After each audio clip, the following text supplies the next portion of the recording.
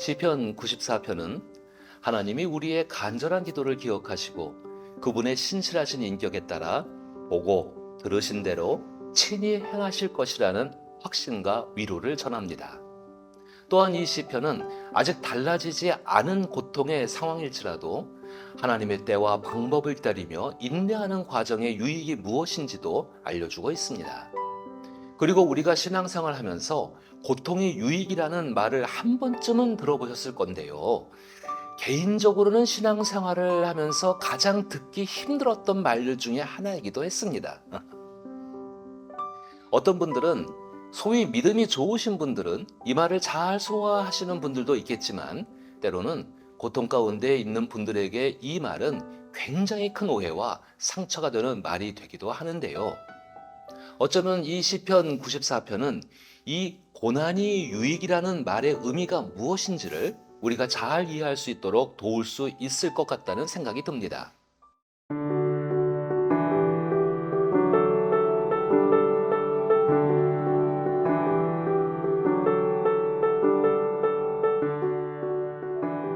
본문을 통해 살펴봅니다. 시편 94편의 도입부인 1절부터 7절까지를 살펴보면 하나님의 구원의 때를 기대하고 찬양하는 시편 제4권에 속한 다른 시편들과는 다르게 마치 제3권에 속한 시편 79편처럼 고통과 분노에 가득 차 하나님께 복수를 요청하는 탄원시의 성격처럼 비춰지기도 합니다. 특히 1절을 보면 아직도 해결되지 않은 고통의 현실 속에서 복수하시는 하나님이라 두 번이나 강조하며 하나님의 성호를 간절히 부르고 있습니다. 이러한 하나님에 대한 수식은 마치 하나님께서는 하나님 편에 선 사람들을 위해 대신 갚으시고 응징하시는 한 민족의 서름과 애환을 갚아주시는 영웅적 하나님과 같은 이미지를 떠오르게 합니다. 그리고 2절에선 하나님을 세상을 심판하시는 분으로 묘사하며 오만한 자들에게 마땅한 벌을 내리는 무서운 징벌자의 모습을 떠오르게 하죠. 그런데 이러한 고백은 우리가 그동안 알고 믿어왔던 자비의 하나님, 사랑의 하나님, 그리고 용서의 하나님을 떠올릴 때 매우 모순되는 듯한 인상을 주기도 합니다. 우리가 시편을 읽으면서 주의했으면 하는 부분은 이렇게 너무 문자 그대로 가지고 해석하다 보면 발생할 수 있는 하나님 이미지에 대한 오해인데요. 특히 1절과 2절을 문자 그대로 바라보게 되다 보면 하나님께서 의인인 한 사람의 편에서 혹은 하나님을 믿는 종교를 택한 민족과 나라를 위해서 일하시는 분으로 오해할 수 있다는 점입니다. 성경은 예수 그리스도를 통해 우리에게 분명히 밝히시는 하나님의 인격이 있습니다. 그것은 악인과 선인 모두에게 해를 비추시고 비를 내리신다는 하나님의 긍휼과 자비, 즉 사랑의 인격입니다. 그렇다면 1절부터 7절은 어떻게 해석하는 것이 조금 더 나은 해석일까요? 성경을 해석하는 방법론 중에 삶의 정황, 삶의 자리를 오히려 이것은 하나님 안에서 구원을 바라던 신앙인들의 내적 고통이 담겨있는 호소로 듣는 것이 옳다고 생각합니다. 이들은 이처럼 복수, 심판, 벌이라는 단어를 사용하면서까지 하나님께 부르짖는 이유는 3절부터 7절을 통해 나타난 그들의 고통스러운 삶의 자리 때문일 것입니다. 아무리 하나님의 신실하심과 인격을 신뢰하며 말씀대로 살아오려고 노력하여도 이들이 경험하는 것은 오만함과 거들먹거림으로 과부와 나그네, 고아와 같이 힘없고 약한 자들을 살해하는 기막힌 일들을 저지르는 행악자들이 오히려 승승장구하고 하나님과의 약속을 기억하고 공의와 정의를 꿈꾸며 살아가는 자들은 고통 가운데 죽을 지경에 있기 때문입니다. 사실 이런 1절에서 7절의 말씀은 이미 시편 전반부에서 드러난 고난 가운데 있던 사람들의 탄원의 목소리의 반복입니다.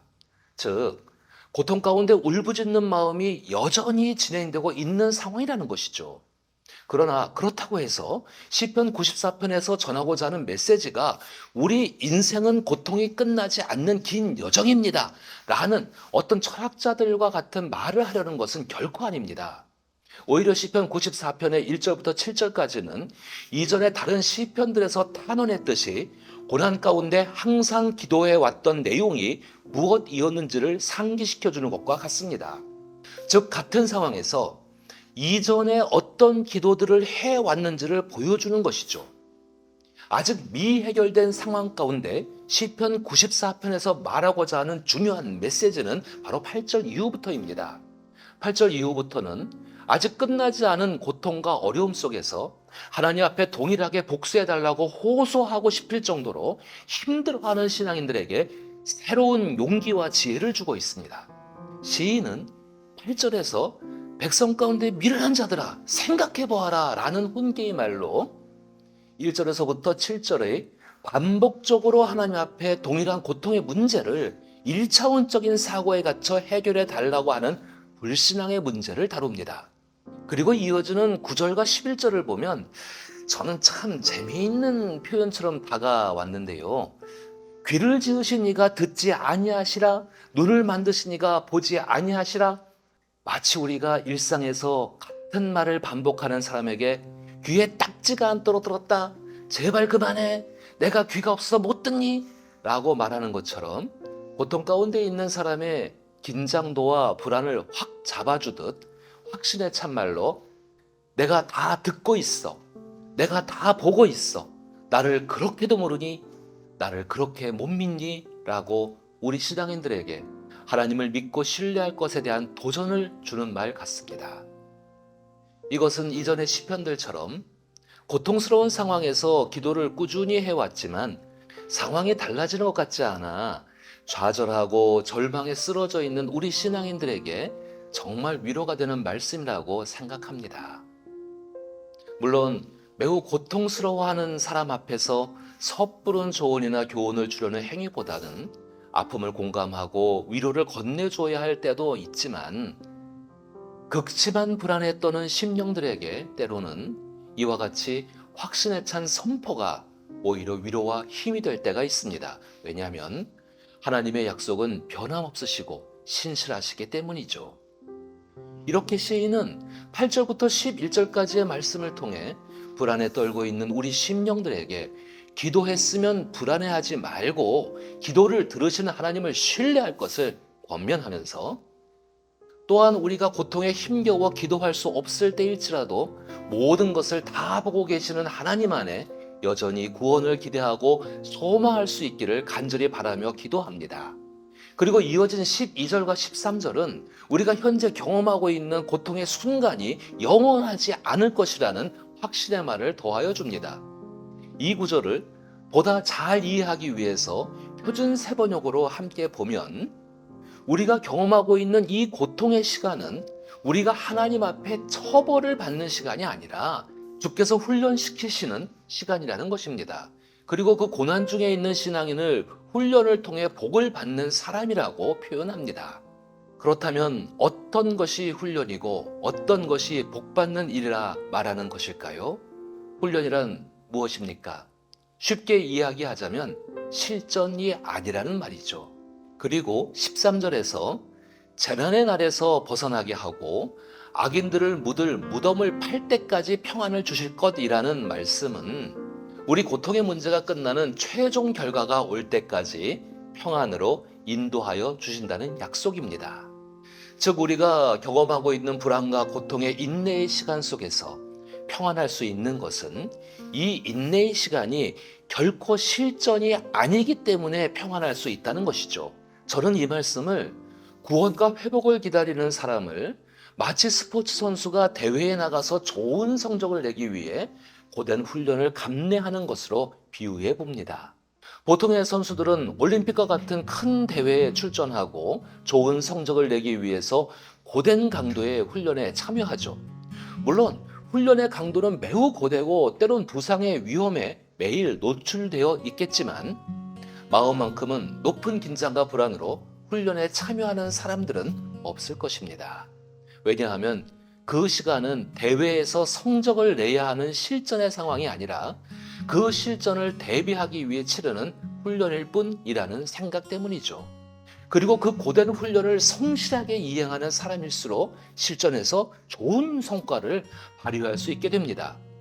이처럼 이어지는 13절에서 15절의 말씀을 보면 시인은 우리가 견디는 이 고통의 모든 일련의 시간을 훈련의 과정으로 보며 고통과 환난 상황에서 하나님의 법도를 지키며 살아갈 수 있도록 훈련시키는 과정이며, 그러한 사람들이 결국에 받을 상과 하나님께서 베푸실 복이 무엇인지를 기대하도록 이끕니다. 그리고 16절에서 19절은 이러한 시간을 이미 지나온 한 신앙인이 하나님 앞에 경험한 구원에 대한 찬양으로 이어집니다. 하나님이 잠잠하고 나의 호소를 듣고 있지 않는 것 같지만 의문과 반문이 가득 담긴 시간 속에서 시인은 어떻게 나와 함께 하시겠다고 말씀하신 임마누엘 하나님을 경험하였는지를 간증합니다.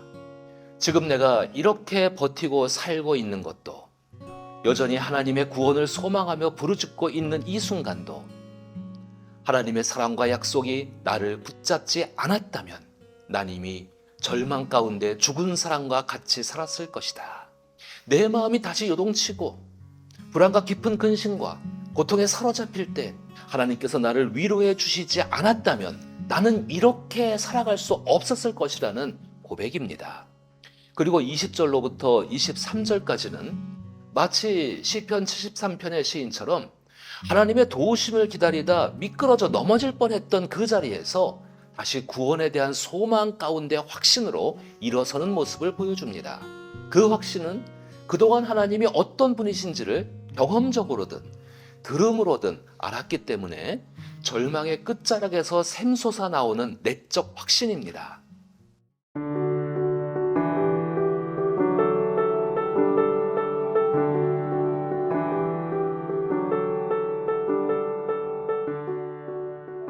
이렇게 시편 94편은 하나님이 침묵하시는 듯한 두렵고 불안한 상황에서, 또한 하루에도 몇십 번씩 끓어오르는 내적 분노와 슬픔의 상황에서 하나님의 구원을 포기하지 않고 기도하며 하나님의 옷자락을 간절히 잡고 있는 신앙인에게 걱정하지 마. 하나님은 너의 모든 기도를 다 듣고 계셨어.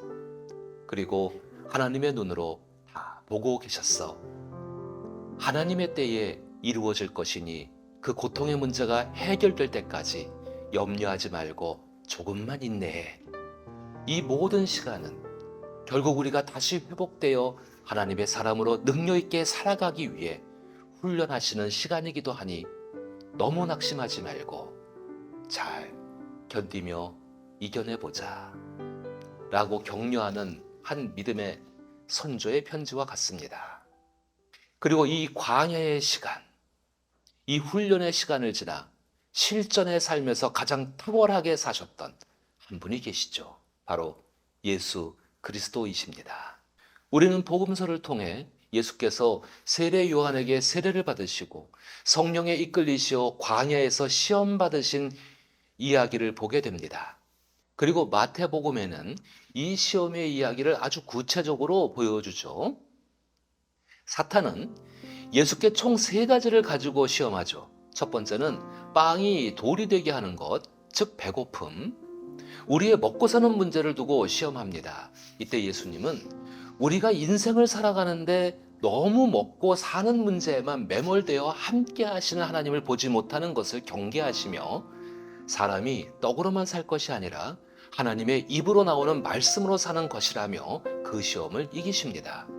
그리고 두 번째는 시편 91편의 11절과 12절의 말씀처럼 예수님을 높은 곳으로 데려다가 뛰어내리라고 말하며 그런 말씀에서 약속하셨듯이 천사들을 통해 너가 다치지 않게 보호하시지 않겠냐고 시험합니다. 이때 예수님은 하나님의 약속을 시험하며 즉각적으로 하나님의 도움과 개입을 자신의 처지대로, 자기의 입맛대로, 자기 중심적으로 다루려는 하나님과의 관계성에서 이기심을 경계하며 하나님을 시험하지 말라고 써있다는 말씀으로 사탄의 시험을 이기십니다. 그리고 세 번째는 사탄에게 절을 하면 모든 것을 다스리는 권세와 영광을 주겠다고 시험합니다. 인간이라면 누구나 가지고 싶어하는 명예욕, 성공욕구, 절대 주권으로 다스리고 자기 중심적으로 통제하고 싶은 우리 인간의 가장 오만한 욕구를 가지고 시험합니다. 그러나 예수께서는 오직 하나님만을 섬기라는 말씀으로 사탄의 시험을 이기십니다. 이렇게 예수께서도 임마누엘이란 하나님이 우리와 함께 하신다라는 별명을 가지시기까지 몸소 우리 인간이 삶에서 경험하는 모든 미혹들로부터 친히 시험받으시고 성령의 인도하심 가운데 친히 승리하심을 보여주셨습니다.